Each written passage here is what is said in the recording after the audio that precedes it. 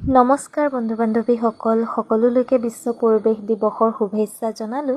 আৰু লগতে আজি স্কুলত কেনেদৰে বিশ্ব পৰিৱেশ দিৱসৰ ধাৰণা ছাত্ৰ ছাত্ৰীসকলৰ মাজত দিব পাৰি তাৰো এক প্ৰয়াস আমাৰ শিক্ষক শিক্ষয়িত্ৰীসকলে কৰিলে।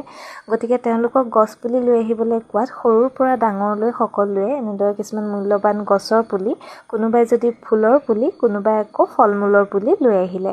আৰু ব্ৰেক টাইমৰ পাছতেই আমি শিক্ষক শিক্ষয়িত্ৰীসকলে তেওঁলোকক অলপ সহায় কৰি দিলোঁ গছপুলি ৰোপণ কৰাত।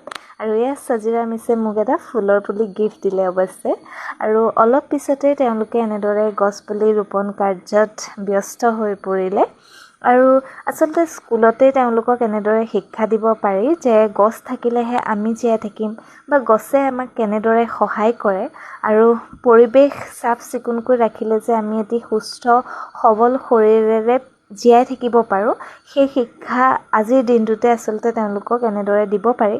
গতিকে তেওঁলোকে এনেদৰেই বহুত সুন্দৰকৈ এটি এটিকৈ পুলিবোৰ স্কুলৰ চৌহদত এনেদৰে ৰুই গ'ল। আৰু দুই এটা পুলি ময়ো ৰুবলৈ যত্ন কৰিলোঁ। ইয়াৰ পাছতেই অলপ পাছতে আমাৰ স্কুলো ছুটি হ'ল। গতিকে এতিয়া আমাৰ ঘৰা ঘৰি যাবৰ সময় হ'ল। গতিকে আজি মিনি ব্লগটো ইমানেই, আৰু ময়ো ঘৰলৈ বুলি এতিয়া আহিলোঁ। গতিকে বাই বাই।